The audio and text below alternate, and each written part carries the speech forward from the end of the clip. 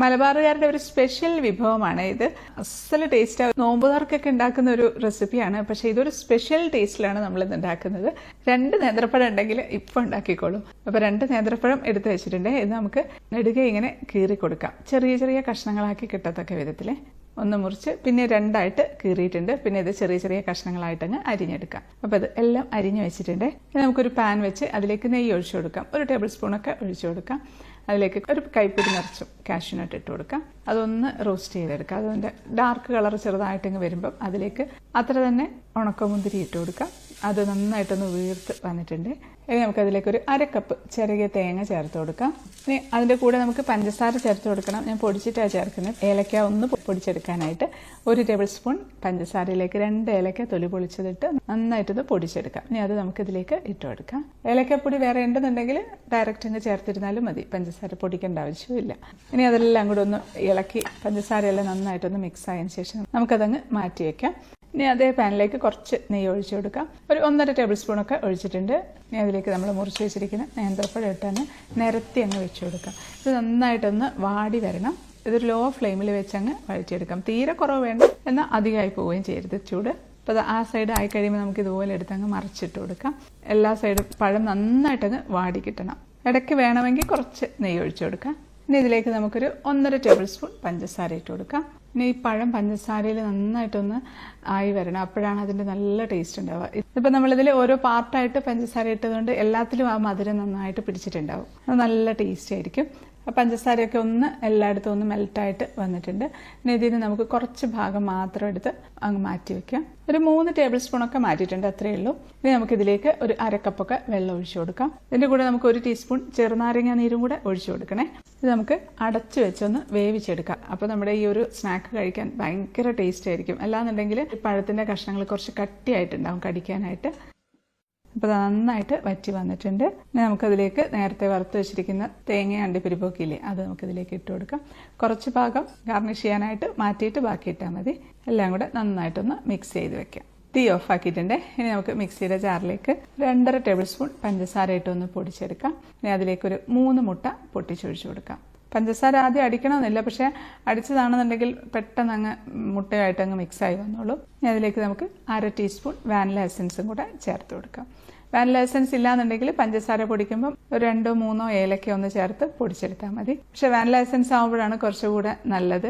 ടേസ്റ്റും കൂടുതൽ അതാണ്. മുട്ടയുടെ മണം തീരെ ഇല്ലാതിരിക്കും. ഇനി അതിലേക്ക് 1 ടേബിൾ സ്പൂൺ പാലും കൂടെ, പശുവും പാലാണ്, ഒഴിച്ചിട്ട് നന്നായിട്ട് അങ്ങ് അടിച്ച് പതപ്പിച്ചെടുക്കാം. അപ്പോൾ അത് അടിച്ച് പതപ്പിച്ചെടുത്തിട്ടുണ്ട്. ഒരു നുള്ളു ഉപ്പും കൂടെ ചേർത്തിട്ട് ഒന്നുകൂടെ ഒന്ന് അടിച്ചു കൊടുക്കാം. ഉപ്പ് ഞാൻ ചേർക്കാൻ മറന്നുപോയതാ, ഉപ്പ് ചേർക്കാൻ മറന്നു പോകരുത്. അപ്പോൾ അത് അടിച്ചെടുത്തിട്ടുണ്ട്. നമുക്കൊരു പാത്രത്തിലേക്ക് ഒഴിച്ചു കൊടുക്കാം. ഇനി നമുക്ക് നേരത്തെ വഴറ്റി വെച്ചിരിക്കുന്ന കൂട്ടില്ലേ, അത് ഇതിലേക്ക് ഇട്ട് കൊടുക്കാം. എല്ലാം കൂടെ ഒന്ന് മിക്സ് ചെയ്ത് വെച്ചിട്ടുണ്ട്. ഇനി നമുക്കിത് ഉണ്ടാക്കുന്ന പാൻ, ഒരു സാധാരണ പാൻ എടുത്താൽ മതി. അതിലേക്ക് കുറച്ച് നെയ്യ് ചേർത്ത് എല്ലായിടത്തും ഒന്ന് തേച്ച് കൊടുക്കാം. എന്നിട്ട് ഈ കൂട്ടങ്ങ് ഇതിലേക്ക് ഒഴിച്ചു കൊടുക്കാം. ഇത് നമ്മുടെ കായ്പോളയാണ് കേട്ടോ. അപ്പോൾ കായ്പോള ഉണ്ടാക്കുന്ന സമയത്ത് എപ്പോഴും ശ്രദ്ധിക്കേണ്ട ഒരു കാര്യം എന്താണെന്ന് വെച്ചാൽ കൂടുതൽ മുട്ടയായി പോകരുത്. പഴത്തിൻ്റെ അളവ് ഒരേപോലെ തന്നെ മുന്നിട്ട് തന്നെ നിൽക്കണം. അപ്പോഴാണ് കായ്പോളയ്ക്ക് നല്ല ടേസ്റ്റ് ഉണ്ടാവുക. ഈ ഒരു കൺസിസ്റ്റൻസി ആയിരുന്നാൽ മതി. നമുക്കിത് ഗ്യാസ് അടുപ്പിൽ വെച്ച് വേവിച്ചെടുക്കാം. ഡയറക്റ്റ് തീയിൽ വെക്കേണ്ട. ഒരു പഴയ ദോശക്കല്ലോ അല്ലെങ്കിൽ പഴയ അലൂമിനിയത്തിൻ്റെ ഒറ്റ അടപ്പോ അങ്ങനെ എന്തെങ്കിലും എന്നുണ്ടെങ്കിൽ അത് ഗ്യാസിൻ്റെ മുകളിൽ വെച്ചിട്ട് അതിൻ്റെ മുകളിൽ ഈ പാൻ വെച്ചിട്ട് വേവിക്കുകയാണ് നല്ലത്. അല്ലാന്നുണ്ടെങ്കിൽ അടിഭാഗം പെട്ടെന്ന് അങ്ങ് കരിഞ്ഞു പോകും. ഇതൊരു പഴയ ദോശക്കല്ലാണ് കേട്ടോ, സ്റ്റൈലൊന്നും നോക്കണ്ട. നന്നായിട്ട് ചൂടായിട്ടുണ്ട്. നന്നായിട്ട് ചൂടായതിന് ശേഷം മാത്രം നമുക്ക് ഈ പാൻ ഇതിൻ്റെ മുകളിലേക്ക് വെച്ച് കൊടുക്കാം.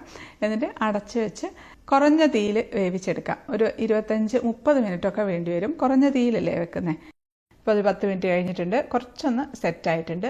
അപ്പോൾ നമുക്ക് ഇതിൻ്റെ മുകളിലേക്ക് നമ്മൾ ഗാർണിഷ് ചെയ്യാനായിട്ട് മാറ്റി വെച്ചില്ലേ, അതെല്ലാം ഇട്ട് കൊടുക്കാം. പക്ഷെ കൂടുതൽ ഗാർണിഷ് ചെയ്യാനായിട്ട് വെക്കുമ്പോൾ നല്ല ഭംഗിയാണ്, കാണാനും നല്ല ഭംഗിയാണ്. പക്ഷേ ഇത് കഴിക്കാൻ പ്രത്യേക ഒരു ടേസ്റ്റാണ്. ഇത് മാത്രമായിട്ട് അതിൻ്റെ മുകളിൽ കിടക്കുമ്പോഴേ നമുക്ക് അടച്ചു വെച്ച് കൊടുക്കാം.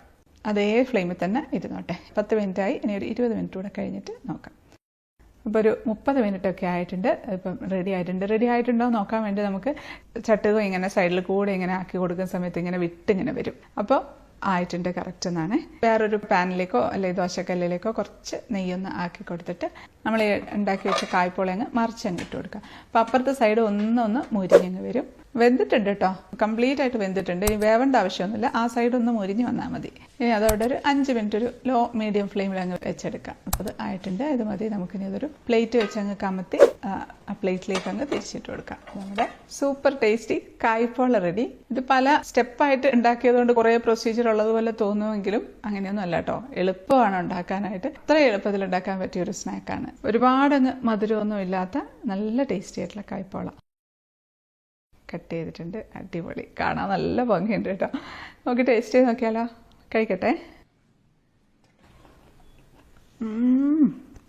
ഒരു രക്ഷയില്ല, നല്ല ടേസ്റ്റ് ഉണ്ട്. പഴമൊക്കെ നല്ല വാട്ടിയല്ലേ നമ്മൾ ഇട്ടിരിക്കുന്നത്. അതിൻ്റെ കൂടെ തേങ്ങയും നെയ്യും എല്ലാം കൂടെ വരുമ്പോഴത്തേക്കും അടിപൊളി ടേസ്റ്റാണ്. മുട്ടയുടെ ഒരു സ്മെല്ലോ അങ്ങനത്തെ ഒന്നുമില്ല. മുട്ട ഉണ്ടെന്ന് പോലും അറിയുന്നില്ല. നമ്മൾ വാനില എസൻസ് ആണ് ഒഴിച്ചിട്ടുള്ളത്. പിന്നെ അത് മാത്രമല്ല ചെറുനാരങ്ങ നീര് ഒഴിച്ചിട്ടുണ്ടല്ലോ, അപ്പോൾ അത് മുട്ടയുടെ സ്മെല്ല് മാറ്റും. നല്ല ടേസ്റ്റ് ഉണ്ട്.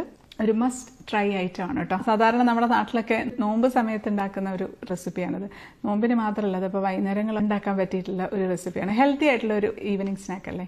നട്ട്സ് ഒന്നും ഇത്രയും ഇട്ടിട്ടില്ലെങ്കിലും കുഴപ്പമൊന്നുമില്ല. അപ്പോൾ ഉണ്ടാക്കി നോക്കണം. ഫീഡ്ബാക്ക് അറിയിക്കാൻ മറക്കല്ലേ. അടുത്തൊരു അടിപൊളി റെസിപ്പി ആയിട്ട് കാണാം. അതുവരേക്കും stay happy, stay positive. By.